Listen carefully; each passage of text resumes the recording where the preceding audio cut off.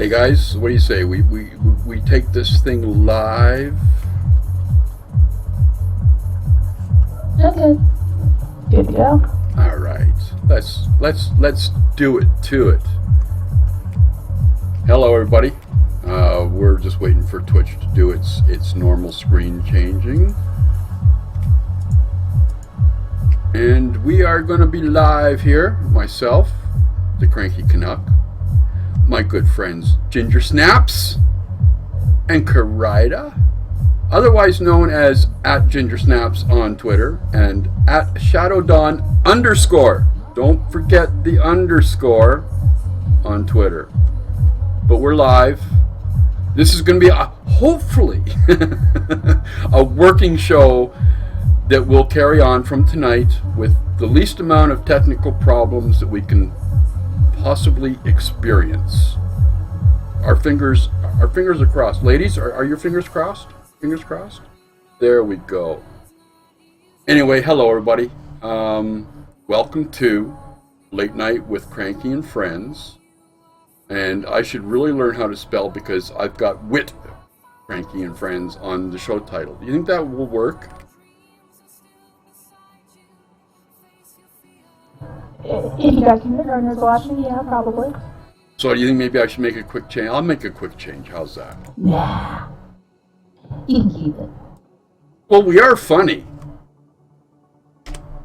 Funny, what funny? Well, she and I are.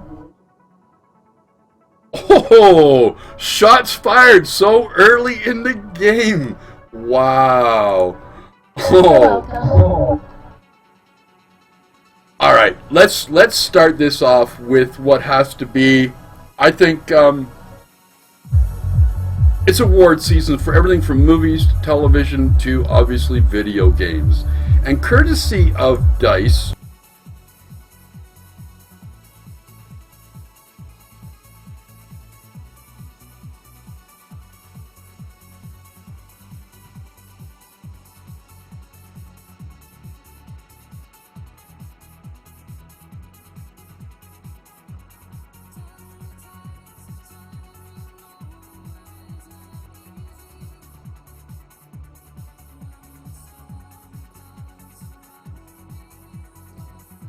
Cranky, your sound just cut out in Twitch, or not Twitch, TeamSpeak, buddy. where did it cut out? Now I can hear you. You got to the point where you were like, it is award season, and then everything just cut straight out. You know, I don't understand why TeamSpeak does that, but for some reason, every once in a while, it loses contact with, or whatever, with my mic, which is a USB mic. And basically all I have to do is go into settings for the microphone properties and move the slider up and down for the volume, and it's fixed. That's interesting. Yeah, very weird. Okay, so we're talking about the game of the year from the DICE 2015 award nominees. We've got number 1 in first place, Destiny. Number 2, Dragon Age, Inquisition. Number 3, Far Cry. Number 4, Middle Earth, Shadow Mordor. And number 5, Hearthstone. Do any of those really, you think, make for Game of the Year? Something for me that really stands out in terms of Game of the Year, out of all of those, I was going to go with Dragon Age, but Hearthstone, for some reason, the fact that it started out as a side project with Blizzard and it was never really fully announced until they were just like, hey, we've been working on this little side project, here's Hearthstone. It has grown so fast, and they opened it up on so many different platforms so quickly so other people could play, like on your iPad, for Android, anything like that. It's brought so many different communities together outside of just, hey, I play FPS, or hey, I play MMOs, or I play MOBAs. Everybody from every single different gaming playstyle has swapped over to Hearthstone and played it at some point. Okay, here's the thing. I've looked at Hearthstone and I've thought about playing it, but I just don't get the idea of playing. Well, okay, solitaire. Yeah, what am I talking about? But it just doesn't do much for me. Like I don't know. I just don't get it. But as far as the rest of them, well, you got the whole mess around Shadow Modor with their PR and YouTube. Destiny is what, one platform right now? How can you, like, here's a question, Greta. How can you have one platform game be game of the year? I don't know. I would think that you would have to be able to cover at least two, maybe three. I thought they did have Destiny out on the PS4 and the Xbox One. Am I mistaken? I may stand corrected, but I don't think it's on the Xbox yet, is it? I am not entirely certain myself, since it's not a game that actually really interested in me, so I didn't keep up with it at all. I can see Ginger doing some Google foo. Yeah, personally, the only console that I actually have right now that interested me was the Wii U, so I just looked it up. It does look like that it is on the Xbox One, yes. Okay, True Pimpin said in chat it is on Xbox. Okay, then I do stand corrected. I do, but it's a console-only game. So, in a fashion, I think my point is still valid. Like, if you're going to go for Game of the Year, should it not include more than one, let's put it this way, more than one type of platform?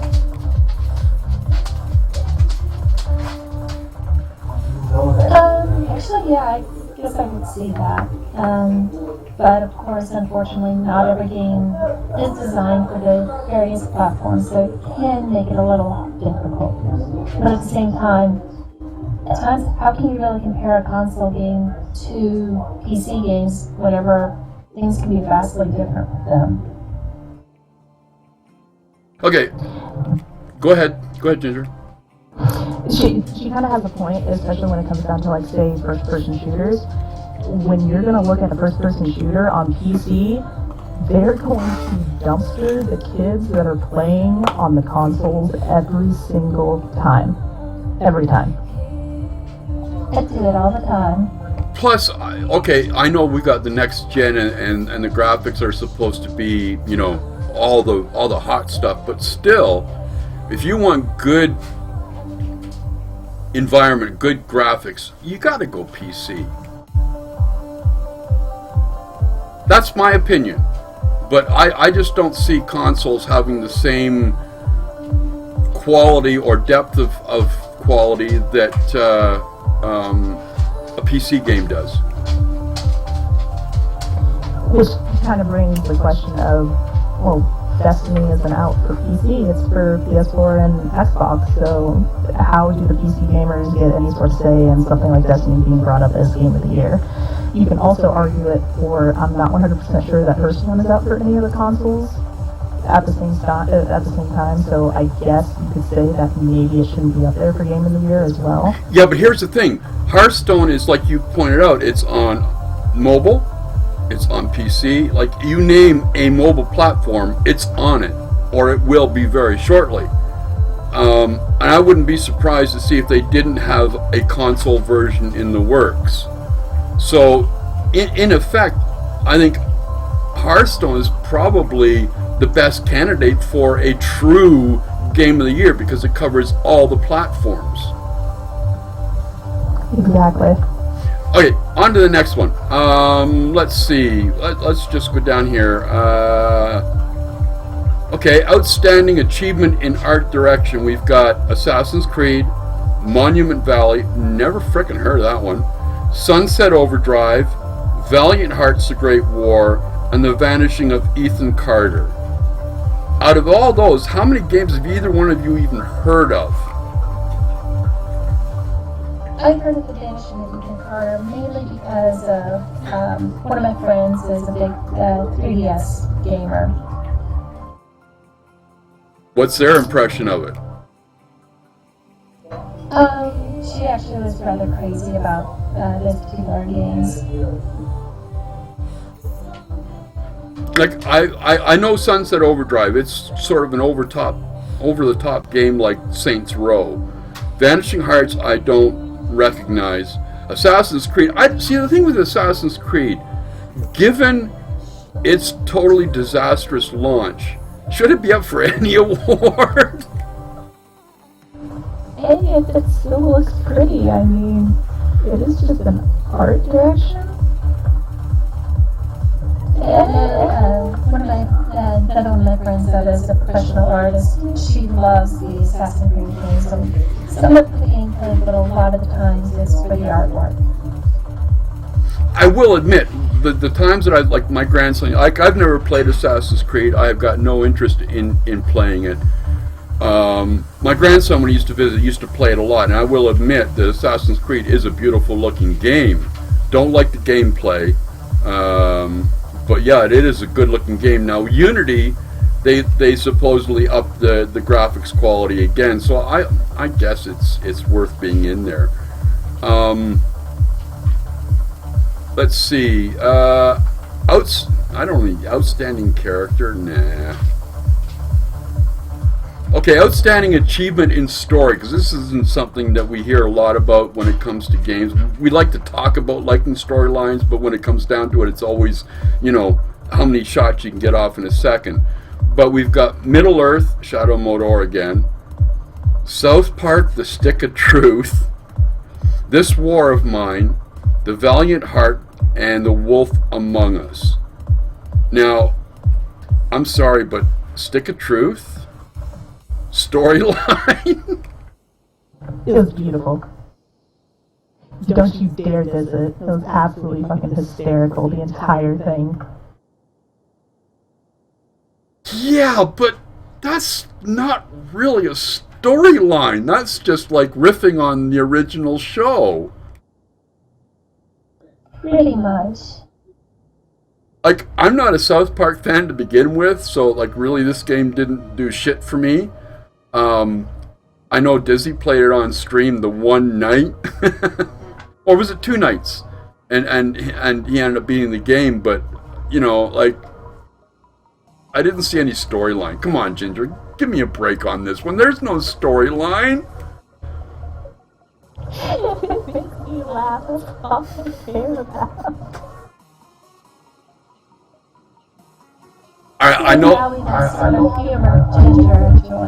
Yeah, okay. I know this one won't really do much for Karada, but we've got Action Game of the Year, in which we've got Call of Duty, Advanced Warfare, Destiny, Far Cry, Titanfall, Wolfenstein: The New Order. Your pick of the Action Game of the Year out of those 5.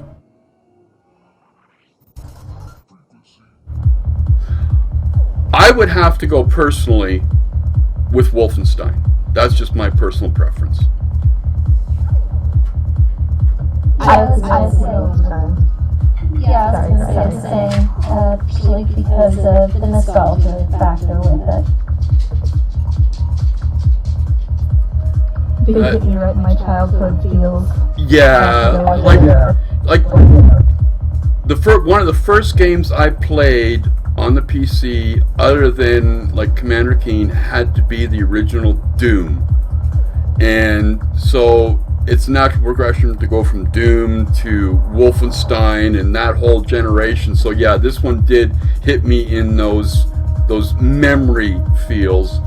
All right, last one here. Role-playing and massively multiplayer game of the year. We've got Banner Saga, Bravely Default, Divinity Original Sin, Dragon Age Inquisition, and World of Warcraft Warlords of Draenor. Which one of those is the winner?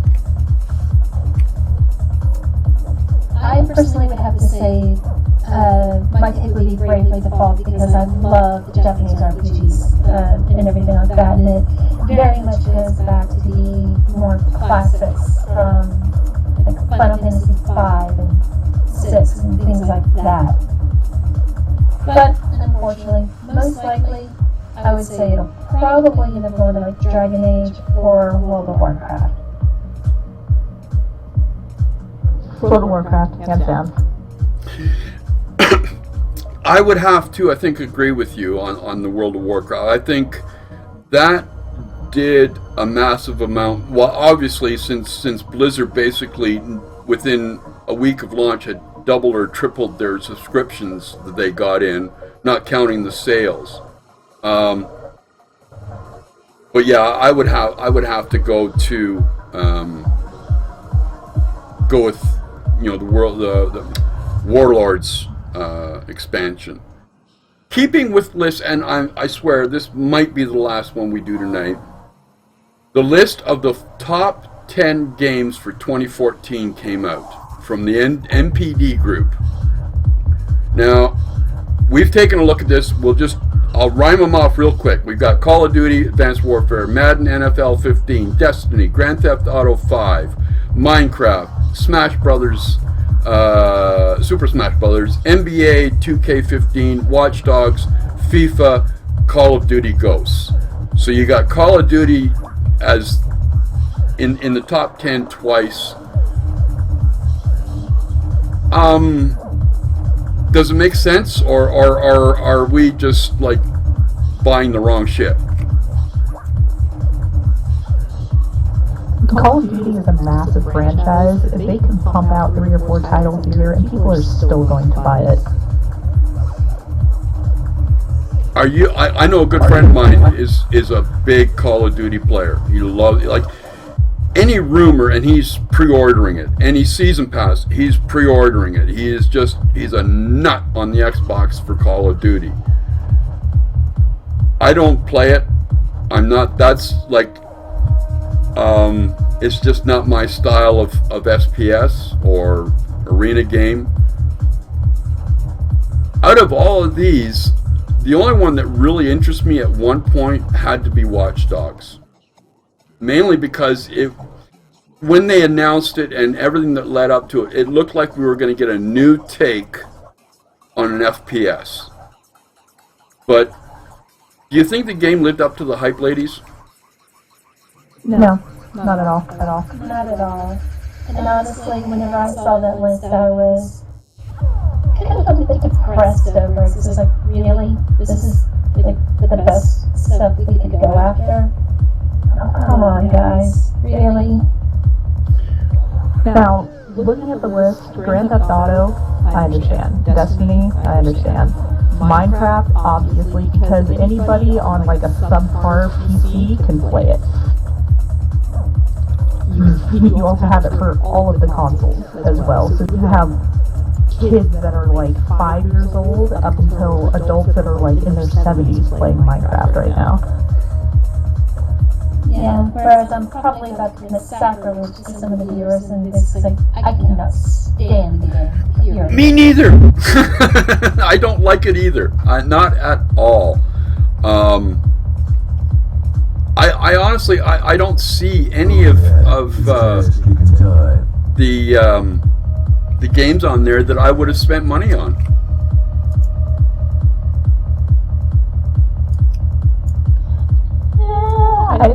I paid money for Super Mario or for Super Smash, and it is an enjoyable game, especially when you're drunk and playing with friends. Oh, if I had a Wii U, I would totally be picking up Smash Brothers. Why? That one is like a requirement. Why? Yeah, why? Because do you know how much fun it is to piss your friends off with those games? It's like Mario Kart. Oh, Mario Kart. While we're on the subject of big games and games like Call of Duty, in there is Counter-Strike. CSGO is probably one of the main go-to games for streamers when it comes to action games of this sort, and especially under esports. But this came in late today. There is apparently a big scandal happening right now over a match fixing in a recent competition. And it was August of 2014, a match between pro teams iBuyPower and netcodeguides.com. Apparently it was fixed, which explains why iBuyPower lost when they were totally expected to win. This is coming on the heels of a bunch of other esports scandals. Is this really going to be something that we have to live with as far as esports are concerned, or do you think that they might start really stamping down on this shit?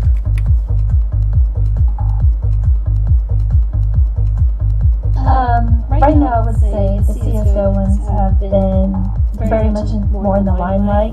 I think without the way Riot has been handling the LCS series and everything, they have actually laid out their full rules and everything, and they've been very harsh. Well, some would say harsh, some may say they've been a little more lenient, but they've been very active in hunting it down and dishing out the punishments.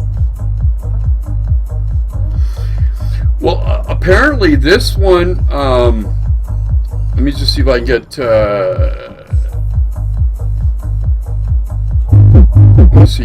let me just see here.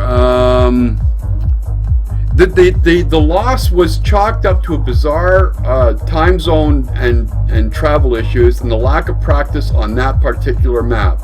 However, a recent series of text messages posted by Ashley Blackouts LeBouf, or however you want to pronounce it, ex-girlfriend of Torque player Derek Born, see him explaining the match was fixed and he was involved. He goes on to say that the community member Duck Cud Fam used alternate accounts to place bets on the outcome so that no one would leave their figurative fingerprints on the scene of the crime. Like, this was planned out big time.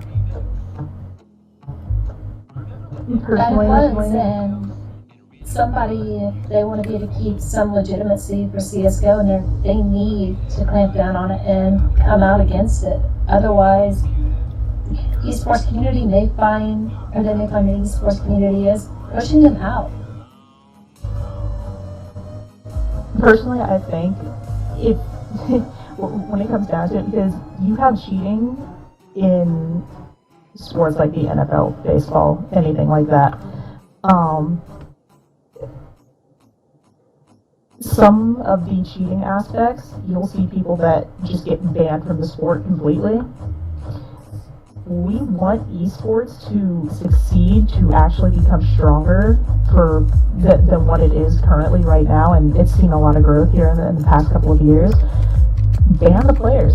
The minute you find out that they're doing any sort of cheating like this, put them all on a temporary ban, figure out who was doing what, and depending on how deep in they were, you ban the most offensive players and you put the other ones on warning. They screw up again, they're out. They're gonna have to go to either a different game, and that particular, or the next game that they try to get into may say, no, we don't want you here because of the fact that you cheated with this other game. Exactly, and that's pretty much what Riot has been doing. They're coming out, they'll give you bans on things or any number of things right now. And I think it helps give them a bit more professional quality than, well, from what I've seen from CSGO lately. All right, here's a question, and I think it was G that brought this up with me. I think it was anyway. What do you think of the whole moniker esports to describe these professional gamer events and the gamers that take part in them? Like, is that a valid terminology, and should we ever expect it in the Olympics? Olympics is probably going to be stretching it out just a little bit too far. Maybe when we're gone and dead, you know, like maybe if they have like the whole holodeck thing, you know, in the distant future, you could probably implement it as something like that. But as for now, calling them I would say yes, because you have a lot of people that dedicate a lot of training into this. They train with their team members constantly to get better. And it's the same aspect, maybe not physically, as what you would say a football player, a baseball player, soccer player, definitely soccer, because it's probably the most endurance you have to be able to keep running back and forth across the field. But in terms of mentally and preparing, it's the same thing. They're dedicating their lives to being the best that they can be for this particular thing. I would have to say that putting the term sport to it does irk me, but I pretty much accept that it's what it's going to be called. It's what it's been called for a long time now, and it's going to continue. But I would have serious issues if there was ever an actual legitimate push to try to get into the Olympics. Because really, There is. that is just utterly ridiculous. Well, okay, let's be fair. It's not a full-time push. It was like before the last Olympics, there was a effort to get the Olympic Committee to consider it. I would imagine we will see it again. And actually, it was Kreider that I had the conversation with earlier, because I said that really the big benefit as far as the moniker is concerned, esports, is that it is probably a great marketing term. It is perfect for marketing. Whether it adequately describes the passion, or like, see, I'm almost right in there calling it a sport, and I don't know. And I guess probably part of the reason why it does irk me is because I have done basketball, I have done soccer, I've run track. Even now, I do my inline speed skating every week. Yeah, I don't know how you do that. I would probably have more broken bones than I know what to shake a stick at. It's called having less brains and sense. Wait, that didn't even make sense. See? All right, this one I've got to bring in for Ginger. This is because she shared it with us, and I know that this is just a perfect launching point for her to express her inner womanhood, shall we say. But apparently Twitch has updated its terms of service to crack down on the amount of sexually suggestive clothing being shown on the platform. Now let's qualify this. The needs are okay, nerds are sexy, the new Twitch terms of service explains. And you're all magnificent, beautiful creatures, but let's try and keep this above the game, shall we? You may have a great six-pack, but that's better shared on the beach during a 2-on-2 volleyball game, blasting playing with the boys. Yeah? Ginger? Come on now. Something that's always kind of irked me with, and you know what, I'm probably going to get a lot of flack for this. I understand tits sell, and the gaming community is mainly male. You wouldn't believe that with how many female streamers you're going to come across on Twitch now, but the gaming community is mainly male. Why can't you just be a female gamer without your tits flopping out? I don't get it. Are my flopping out? No. I'm a land whale. I cover myself up. I don't need to be showing all the skin all over the place. There are some chicks that have every right making themselves look dolled up. But why do I have to stare at your tits when all I want to see is you playing a video game? It doesn't make any sense at all whatsoever. But the same can apply to the boys. Like, you'll have guys that are on here that will be streaming in their boxers. Why are you streaming in your boxers? And this applies to the good-looking guys, and this applies to the guys with the man boobs. Oh, God. I love me some movies. I don't think that your stream is the place to be flashing me your movies. That's all I have to say. Yeah, I mean, it's like, I've played it. I love a good pair of tits. I mean, really, who doesn't? But still, I hate seeing that being selling point for a stream. It irks the shit out of me. Okay, here's the question. Why did it take so long for Twitch? Because, like, this follows right on the heels of being bought by Amazon. So I understand why it's in place. But was this, prior to this, was this an intention on theirs to try and get eyeballs? Like, not to be as stringent on the clothing requirements? Or was it just sort of like a well, we didn't even think of, specifying what you can and cannot wear? I think a large part of it had to deal with how quickly Twitch grew, especially when you see Justin TV. Like, in the past couple of years, this place exploded. And you have underage kids legitimately getting on mom and dad's computer behind their back. And even when a stream has like 18 plus on it, the whole maturity warning, some 13-year-old kid is going to go ahead and click on that because he doesn't think that he's immature enough to be watching this stuff, and then mom and dad's going to watch in, and why does that chick have her tits hanging out in the stream, and why are you watching this? To be fair, part of it also comes down to a change in how to best put this. Basically, the mentality of the company. I mean, it's going from a small, almost like a startup company where the rules are loose and fast, and things are just a lot more open. You don't have to worry about as much. And now that they've been purchased by a bigger company, they're having to take a lot more care in how they handle things. Yeah, I think definitely the sale to Amazon has been a big push for a lot of things, like their new music area they've got, or their new, like, even the gaming talk show area, or what's the other one that they just introduced too, and I can't remember what it is.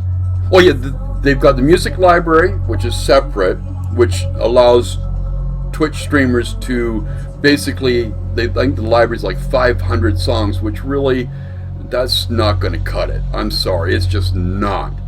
But they're royalty free. You can use them for sound effects, or you can use them as background or whatever, and not worry about getting your stream nuked for copyright violations. The other one is the new music channel that they've opened up, which allows original musicians, or if you've got the copyright authority, to play music.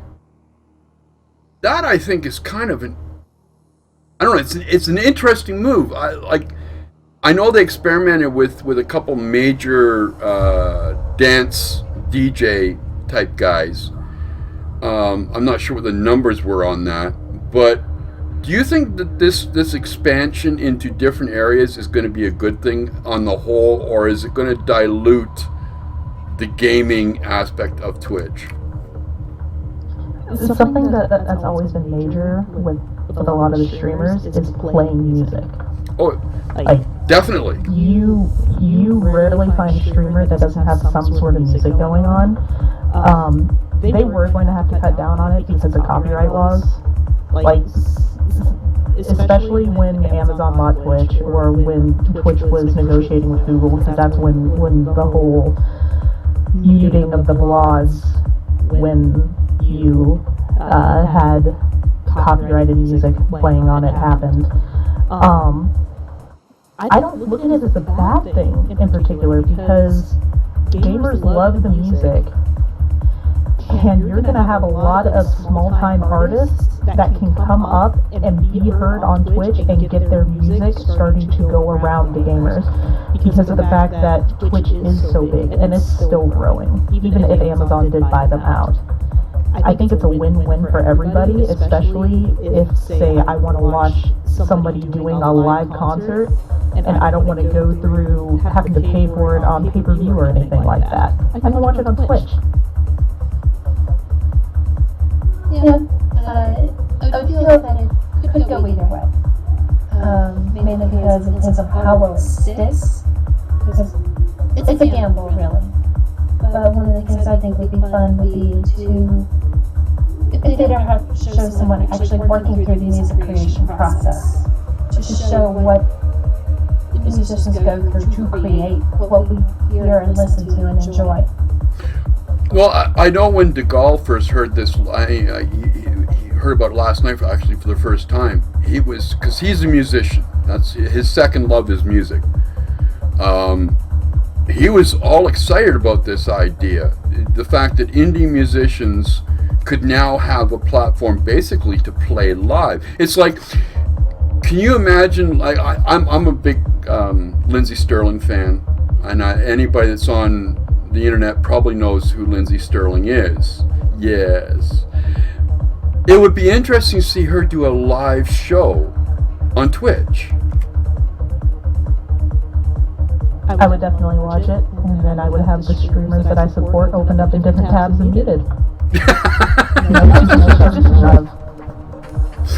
Yeah, no, it's like, the other thing I would like, because like right now I have basically my Geek Dimensions playlist playing in the background. I would love to be able to take musicians of the music that I, the style that I like, who make their music available on Twitch, to be able to put together playlists that we can mash up into one big long playlist, so that I don't have to rely on having to sort through YouTube videos and all their garbage every day to build up my build up the playlist. I think that would be like a nice addition for streamers, is have like a playlist library.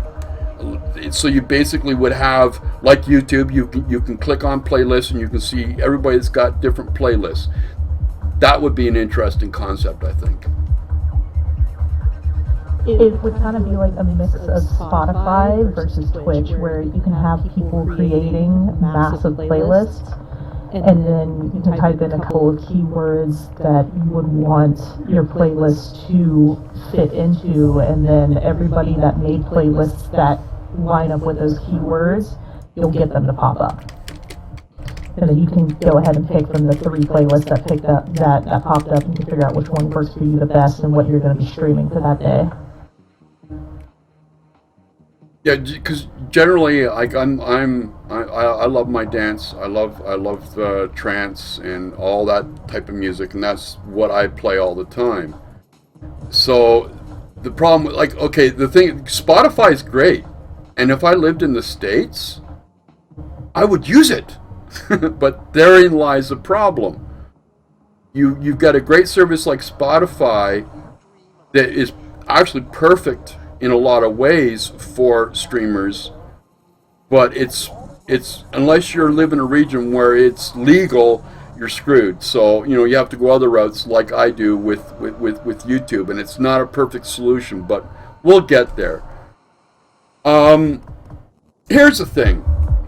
I want to know from you ladies, your one piece of hardware for gaming or for computer use, personal or business, that you would either rave about or you would want to take and string around the CEO's neck and pull tight and say, this is a piece of garbage.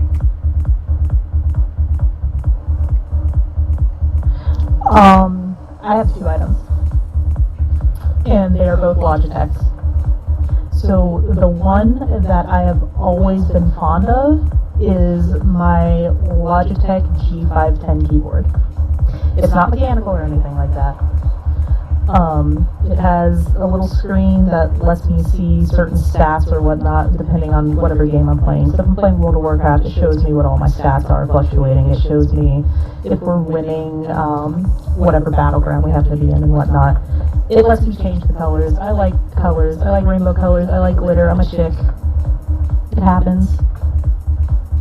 I promise I don't have a dick just because I like video games. This thing I've had for going on 5 years. I've dropped it. I have dropped lasagna on it, and it's still kicking. I absolutely love this keyboard. The Logitech item that is the G930 wireless headset. I personally loved it when I was using it solo. Never, ever get a G930 for 2 people in the same room. The frequencies malfunction, they cut across each other, and it will randomly shut off for no apparent reason. Me and my husband both had G930s, and I had to get a different headset because mine cut off constantly for no apparent reason. Well done. It was beautiful. Only not so much because that was a $135 headset. Ow!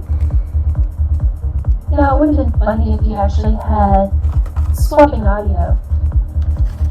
See, that would have been funny, but I initially got the G930 so I could have my headset and communicate with my buddies who I play with when I'm in the kitchen making dinner. You can take that however way you want to. You can tell me to get back in the kitchen, whatever. I would tell you that I was in the kitchen. I was in the kitchen. I was doing dishes while I had my headset on and talking to people, but I couldn't anymore because our headsets conflicted and we weren't able to use them. So you should have made him get another one and you keep up with yours. Have you seen what he does to wires? And what goes to our problem? He would get a new headset that had wires, and within the week there were knots, twists, the wire poking through, the protective, like, outside coating on it, everything. I was just like, you got to be fucking kidding me right now. Now, Karaida, I understand that you don't have, a good or a bad, but you do have a good story about hardware to relate to us. Oh yeah. So, who remembers when the first quad cores were coming out, especially for AMD? Do you remember them being delayed for a little while? Yes. Well, I can tell you the exact reason why those things were delayed. Okay. I used to work at Google, and we were working on deciding what our next platform was going to be. It's either going to be the quad-core Intel or the quad-core AMD. Our choice got made really fast whenever those nice, cheaper AMD processors would catch on fire in the data center. Oh, damn. Wow. So We'd just be working, next thing we know is you have to run and put out a fire in the data center.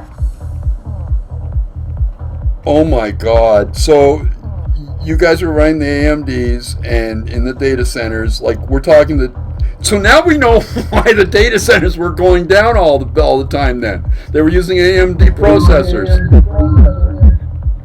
Oh no, we did not go with that processor. That is why they were delayed. They're like, we need to go back to the drawing board because these things are catching on fire. Jesus. You know, speaking of AMD, I got one for my recent build that I made last February. Yeah, it's going on a year old now. You cannot do an AMD as a gaming computer unless you have a super nice cooler on it. You can't. My stock cooler on my AMD shorted out within 6 months, and I had to get a water cooler on it. Yeah, prior to that I used to be a huge AMD girl for my processors. After that, never again. Well, prior to my new machine, which is running the Intel i7, thank you, DeGaulle, very, very much, I was running an AMD. Now, this is 4 or 5 years old, this machine was. It was one of the original Athlon 4 cores, Xeon or whatever the hell they called them. It has now found a good home, but I honestly don't think I would go back to an AMD again. I really don't. I like the Intel. This machine is just beautiful. It's sitting right here. But when it comes to a piece of hardware, actually I have two, right? One is this piece of crap Razer StarCraft mouse. If I could afford it right now, this would be going out the window in the middle of winter to freeze its fucking ass off, and it would not come back in the house. It is, it is supposed to be high DPI, which you would kind of think would mean that it's got a pretty good hitbox for the cursor. Not a fucking chance. I work a lot in WordPress, and in the themes now, it's quite often you've got these fancy little drop down areas where you can input information or whatever, and it's got that little arrow to drop the area down or pull it back up. I can literally spend minutes with this piece of shit trying to get that arrow to actually click. And it is, there have been times, like, you wonder why I got a gray beard or gray hair? It's because of shit like this. The other piece of crap is, do not ever buy over the neck or behind the neck headphones. Literally, do not. If you stream and you use them, your ear, after about the third hour, or even sooner than that, an hour and a half, your ears will start to hurt.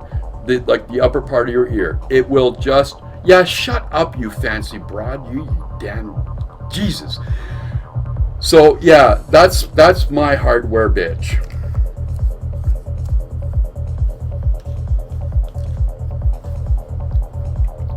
I could have told you to never get behind the neck or head earphones.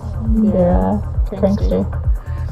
Well, I figure I look ugly enough as it is. I didn't need this set of things wrapped around my head so I could hear. So I figured I'd be cool and get one of these. They work fine, and away we'd go. But no, never again. Never ever. I would go to using earbuds probably before I would go to using these things.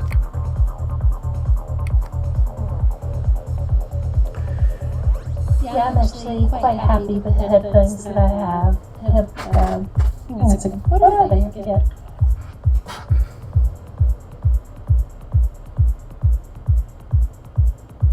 The Sennheiser HD 280 Pro. Sennheisers are so nice.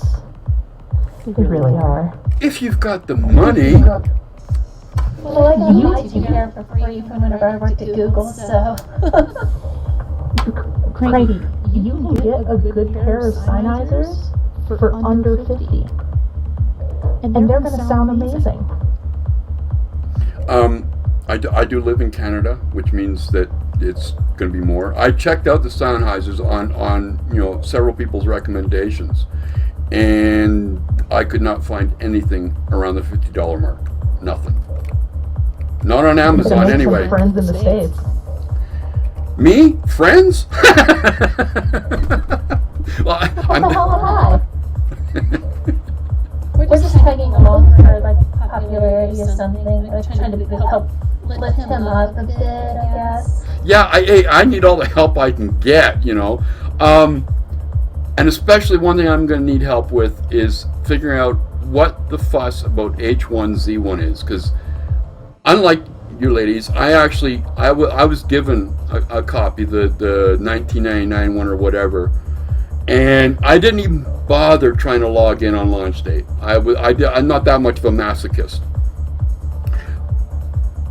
Yesterday, or the day before yesterday I think it was, I logged in for the first time, and I will say, the atmospherics, the graphics, except for some, are very, very well done. Gameplay, on the other hand, you can walk up to a zombie and he'll stare at you like your best buds. Like, come on, guys. I was watching a couple of streamers, and one of his buddies just started screaming in Skype apparently a bear walked up to the vehicle that he was in, ripped open the door, and just murdered him. Now, that's funny as hell. Because if you're in Canada, they will do that. You get a grizzly bear pissed at you, and you think you're hiding in your car, good luck, because they're coming through that car whether you like it or not. Oh, I shouldn't tell Ginger that. You're up here now. Oh, thanks. Thanks, Frank. Appreciate it. On the other hand, one game I will recommend, and I will actually put the link in chat, is, and I found this mainly because I wasn't sure whether I wanted to play H1Z1 or find something else that I could enjoy playing. And it's called Fallen Earth. It's a free-to-play RPG, open-world, survivalist-type game, and it's, for a free-to-play, it's really, really well done with one caveat. But let me just put the link in chat first in case anybody wants to check it out.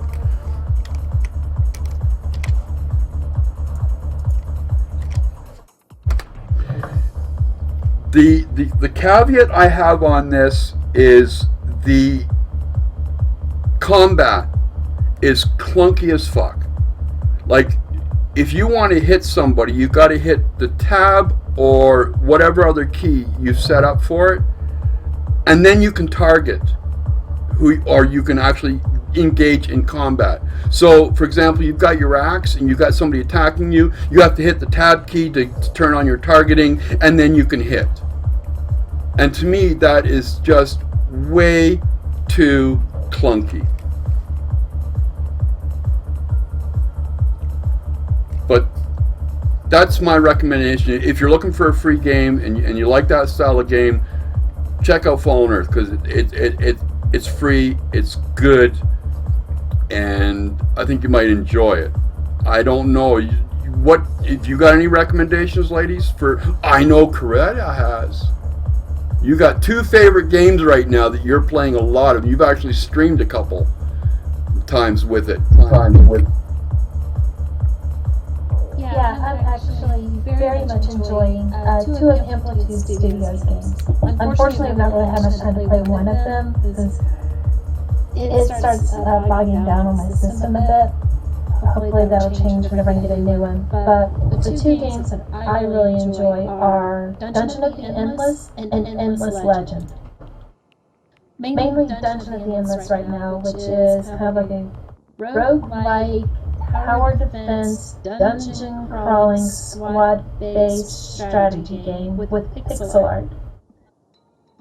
It is not normally the type of game that I enjoy, but I picked it up on a whim simply because I realized that it was tying into the same world as Endless Legend and Endless Space, and once I started playing it, I was having a blast, especially on with the multiplayer whenever I played it with True and G. It was a crap load of fun, despite the few problems that we had where it would disconnect us.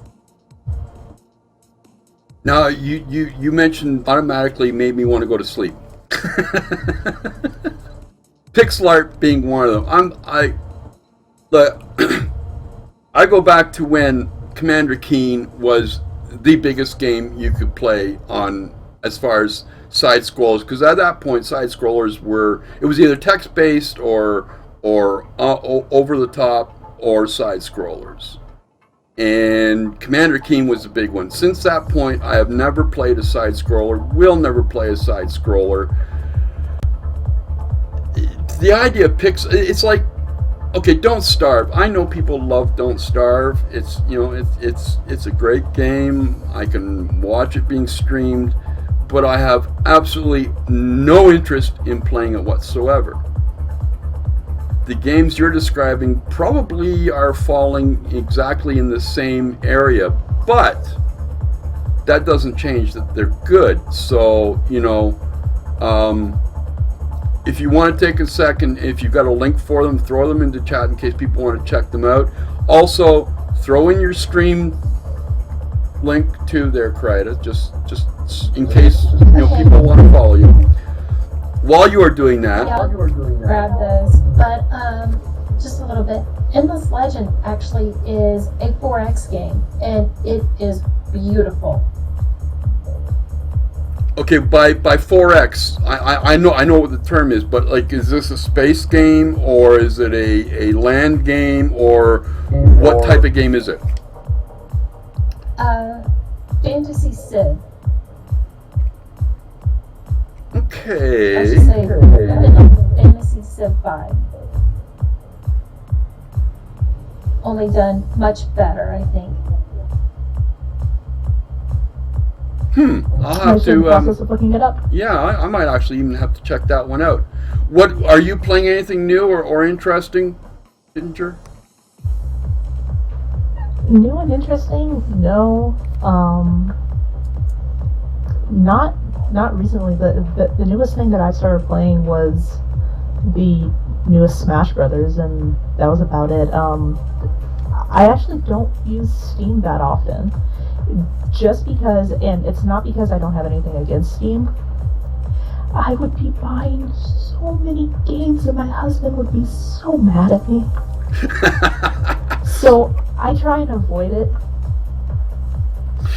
There's when it comes to gaming, there seems to be a growing trend, and we've seen this with League of Legends or games of that ilk, where people are happy playing one game. Like they don't they don't go out and they buy all the newest Steam games or the most popular games. They have found a game, whether it be World of Warcraft or League of Legends or Smite or even Don't Starve, and they lock onto that as being their game. Is this something that is going to become more common, and is it something that gaming companies should worry about? The one game that I've been playing since 2007 has been World of Warcraft. When I look into buying another game,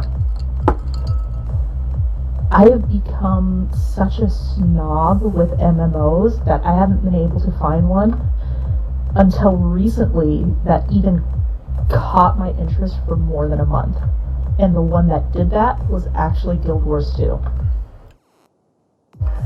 Okay, here's the question, because I know quite a lot of people in our team speak, because quite a few of them play Guild Wars. I've never played Guild Wars, so for a dummy who is new into like even World of Warcraft, or used to be, because I don't have a subscription anymore, give me a run. Tell me what is Guild Wars 2, and what's like, is it free, is it cost, or like what are you looking at for this game? To actually buy the base game, it is going to cost. So you buy Guild Wars 2. Is there a subscription fee? No. If you want to, say, spend in or normal money for in-game items, most of it is cosmetic or little things, like you can get little companion pets, or you can get skins for the gear that you're going to be wearing, stuff like that. You can also get legendary weapons that have amazing effects, but the stats are not that much better than the gear that you can grind out in-game. It's something that I think they did well at,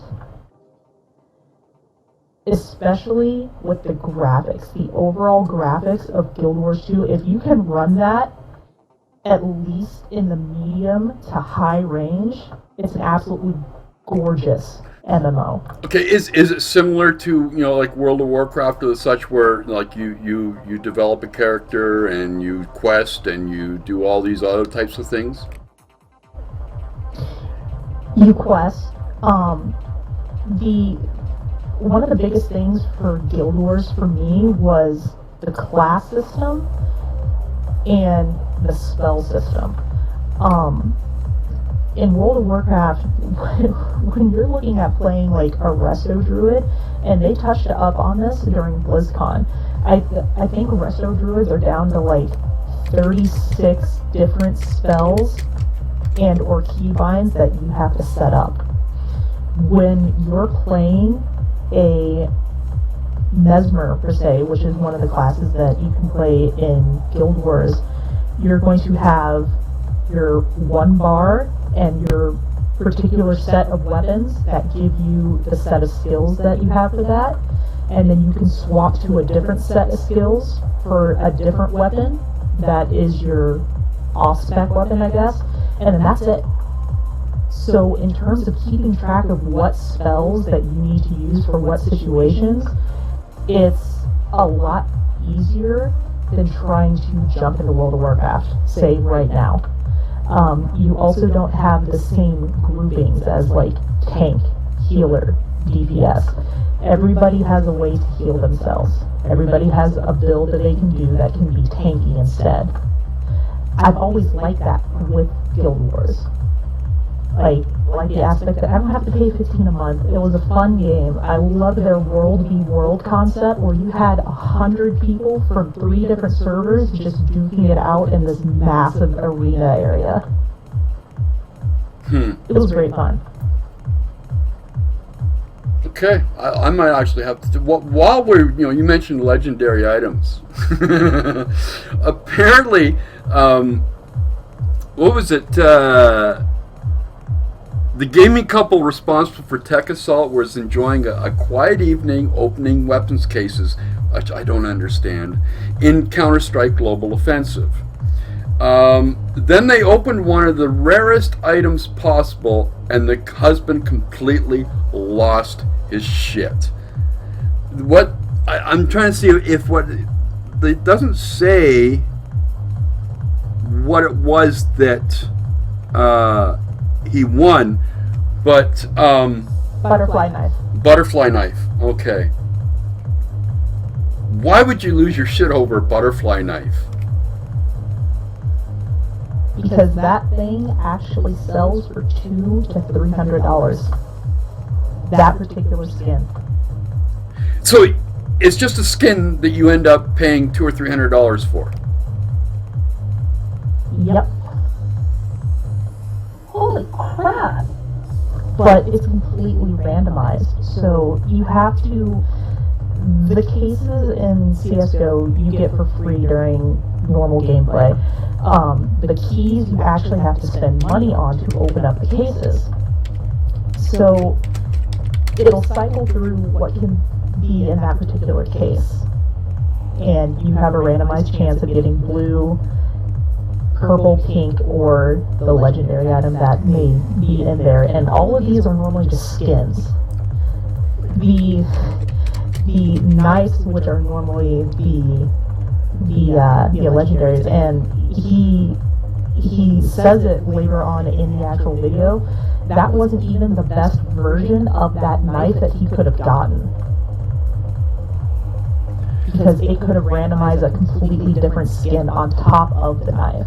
But that particular one sold for $200 to $300 because people will try and buy it just to collect the skins. That's just, I'm sorry. Wow. I'm sorry. That's insane. I don't, like, I know there are people out there, because I know Sev in TeamSpeak, he used to do that for a while, where he would, he got in the market, like, there's an actual marketplace in CSGO where people do this almost for a living. That's nuts. That's just nuts. You can kind of look at it as, and thankfully Blizzard got rid of this, the auction house in D3. People made so much bank off of that when D3 first came out that it was absolutely ridiculous. And they did that as their full-time job for months until stuff started losing their value because people found out how to do gold in the game, and then it became absolutely worthless.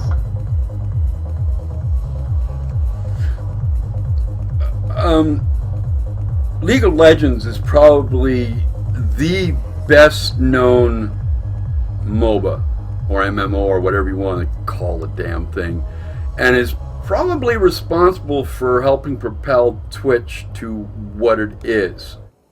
They apparently are coming out with a new mode of gameplay.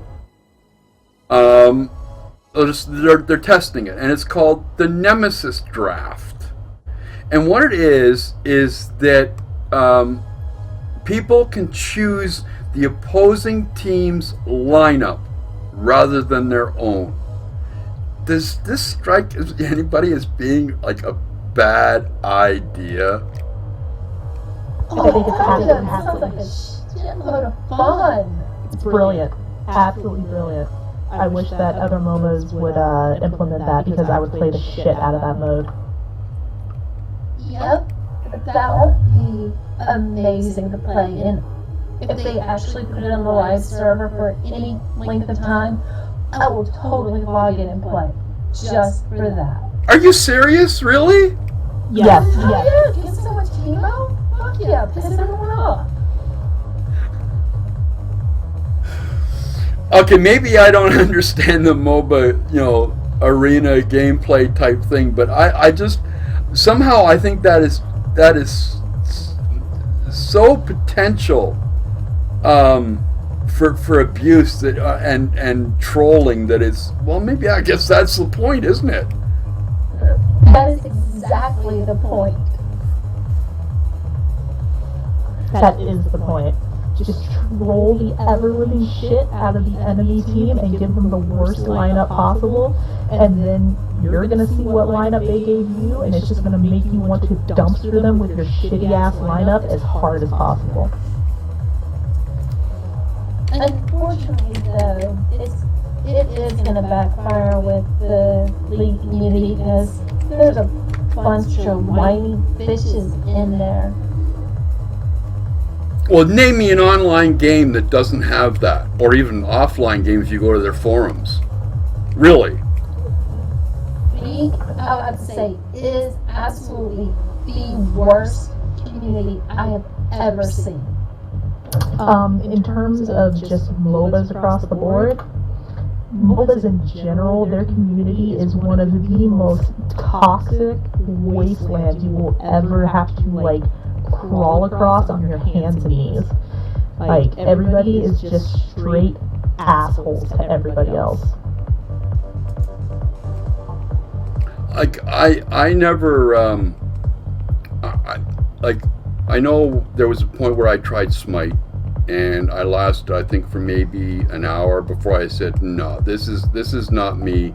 League of Legends, I looked at, didn't even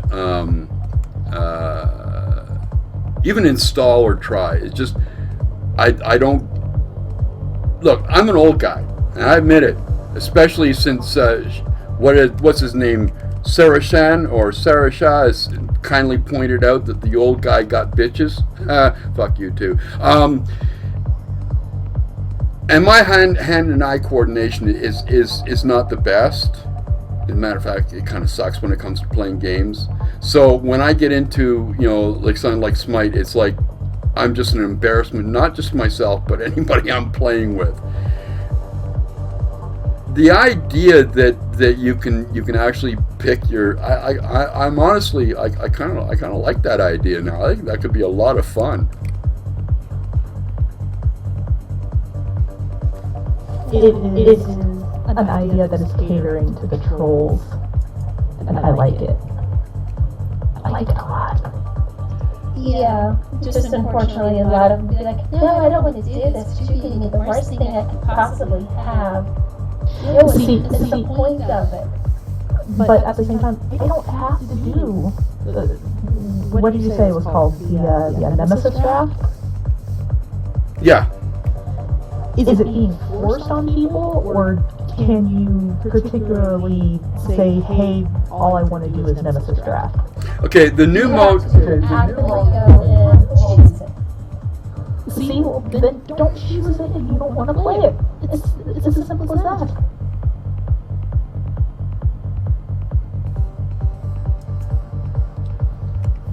Sorry, I was just timing somebody out.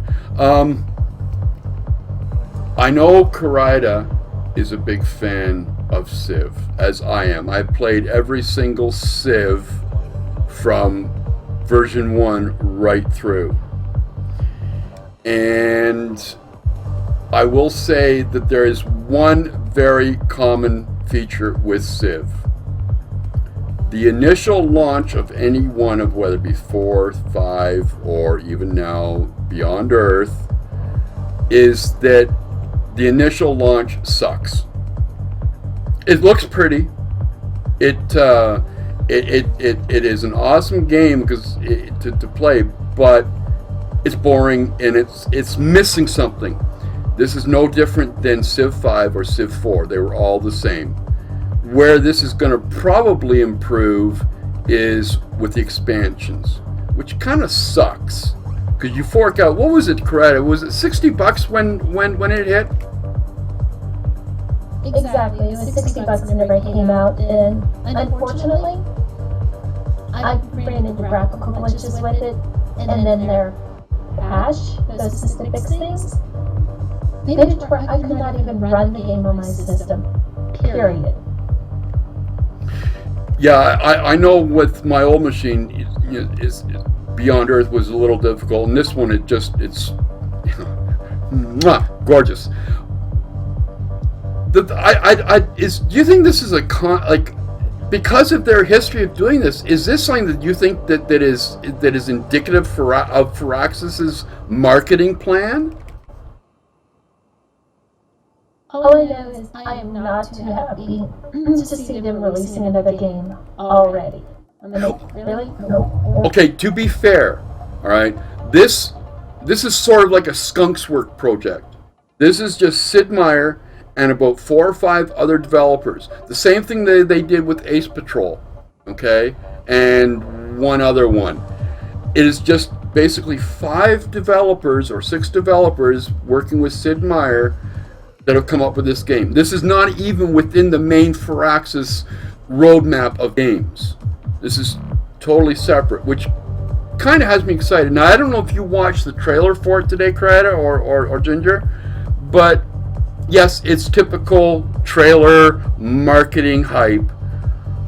But I gotta admit, regardless of past history, I want to see where this game is going to go. Yeah, that's part of what makes me mad about it, because I saw it and I'm like, okay, this looks like fun. Oh, really? I just said that after being burned? Crap. Well, don't worry. Go ahead, Ginger. Something that somebody in chat said, Afro-Cuban, he has a point. A lot of games launching stuff recently, their launches have been absolutely abysmal.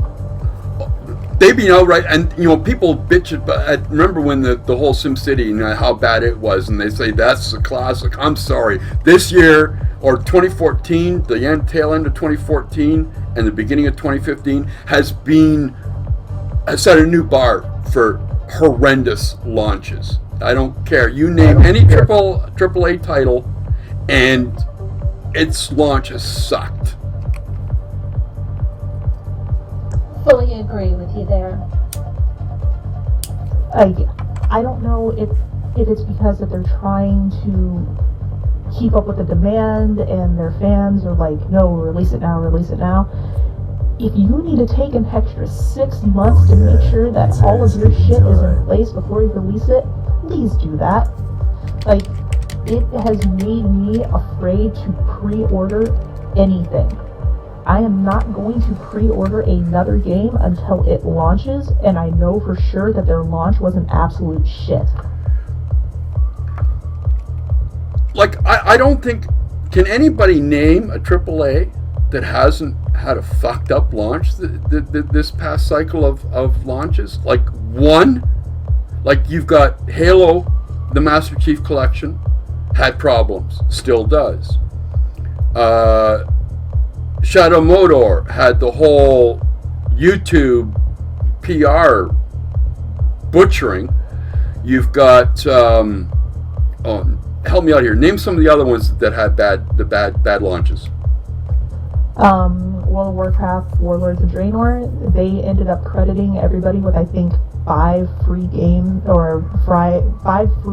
of game time because the servers were absolutely unplayable. Okay, let's be fair here. Is this so much a corporation trying to push out a game too soon to meet budgetary or profit margins, or is it because can part of that blame also be attributed to the gamers themselves because we always want new shit to play? We hammer away. We want new games.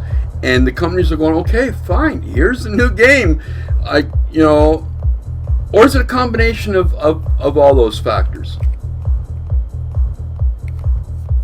I would say it is a combination, but I would agree that to an extent we gamers do have some of the blame to share, simply because even if the company realizes that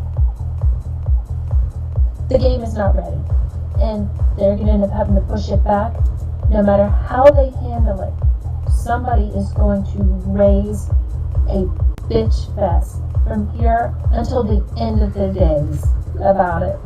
It never stops.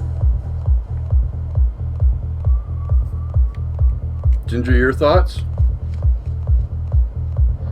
I mean, when it comes down to it, almost every single big name this year or in 2014 in particular, that did launch, had something go wrong with their launches.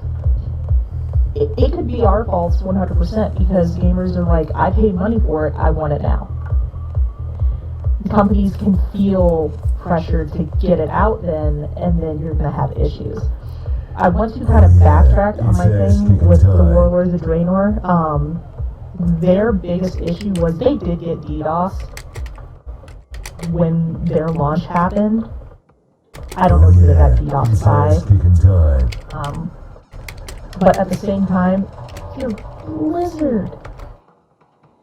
You have how many people playing World of Warcraft, and you guys didn't take the precautions to make sure that you guys weren't going to get dumpstered at the launch of your game that you hyped up so much? Like, it doesn't make any sense. Now, Afro-Cuban did make a good point in chat. The fact that you've got GTA 5 to push back its release. There is another game I do believe, Witcher 3 is another one that has done it a few times because they have come out publicly and said, we will not release this game before it is ready on the platforms we are coding it for. And I got to give them props for that. But at the same time, you've got people bitching about that. You're taking too long. It's like, well, I wanted to play this game when you said I could play it, and now I can't play it until months later, and this isn't fair to us. You're mean, and you still want my money. I want a free game because I have to wait now. Yep. Unfortunately, that seems to be the way that the attitude is going lately. I mean, I don't know where it's coming from, if it's just the younger generation, or if we gamers as a lot are just getting more and more spoiled. You said something in TeamSpeak earlier today about entitlement, right? What was that you were referring to? I want. Particular bit that I was talking about is, this particular company does have some people who love them, some people who hate them. We already know where you stand on it, Cranky. But last week, Razer did a sale for CES appreciation because of the awards that they won. They've been doing it several years in a row now, and they had some serious screw-ups with it. Some of them were flat out their fault, others they could not help. Like everyone in the world hitting the servers at one time. Given a DDoS, the system is expected. But the big thing that ended up screwing up was the fact that you were given 2 codes.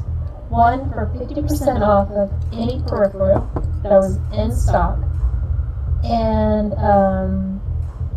one for 30% off of a razor blade. You could only use one of them, but whenever you click the link to get your personal codes, they found out after the sale started they had the codes reversed, and they would not work. So people's codes were not working. And of course, that caused a major uproar because some people missed out on being able to get their things.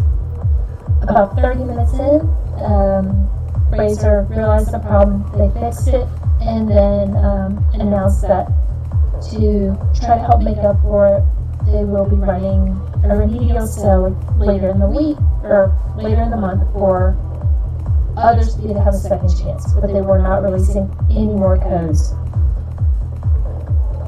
The amount of backlash and bitching that people have done because they didn't get the exact item they want, and how it is conspiracy, they've been taking products off the shelves just for blah, blah, blah, blah, blah. It is annoying as crap and has irritated the shit out of me for the past week because, yeah, I'll admit, I used, last week I managed to get my girlfriend a keyboard, and today I ended up picking up a mouse for myself. But I was just, the sheer amount of griping about it all has just like, what is wrong with people now? It does seem like we seem to be becoming more. I don't know if it's just in the gamer. It's not in, because I cover tech. I write about tech. I write about social media. I write all about that shit. So I get to see it all. There seems to be a growing sense of entitlement about anything to do with technology, whether it be gaming, whether it be peripherals, whether it be your smartphone or anything. And I don't understand why this is happening. I don't understand it either, and like I said, it just irritates the crap out of me. I do not like it, and I hate whenever people get abusive about it. It's ridiculous. Yeah. There's a story there. The Razer Inside CES sale. That's one you were talking about. Yeah, the links that I actually posted were just for the threads, where you could sit there and read through them and be like, holy crap, you people are vile and vicious. Sort of reminds me of when the WoW servers went down. Oh yeah, I mean, that'd be a great thing for dramatic reading, oddly enough. We'll have to mention that to Dizzy next time. Alrighty, I think for our basically our first official launch, we've done well. We've covered everything we wanted to talk about, maybe a little bit more, hopefully a little bit more. I think we'll roll this one to a close for tonight, folks. Just so you know, Ginger and Karida are part of a rotating co-host list that we have here at Late Night. So you will see them again, maybe with other co-hosts, maybe together. So make sure you tune in, because you never know who might show up to be a co-host one of these nights. But on that note, I want to thank the ladies, Ginger, Karida. Thank you very much for joining us tonight. And everybody, we will be here 7 nights a week. We will start at 12 a.m. and we will run to whenever. It might be short. It won't always be short because there's always too much shit to talk about. But the length is negotiable as we go along. I hope you've enjoyed the show. Let us know on Twitter. My Twitter handle's there, the Cranky Canuck. You can let me know. I will more than willingly talk to you about the show, and any ideas are more than welcome. But on that note, I will say good night, and thank you very much for joining us. And we will see you tomorrow, 12 a.m. sharp, folks. Maybe a little sooner, maybe a little... No, we'll be a little sooner. but we will see you tomorrow. Have a good night, everybody, and rock on and game on. We'll talk to you tomorrow. Good night. Good night.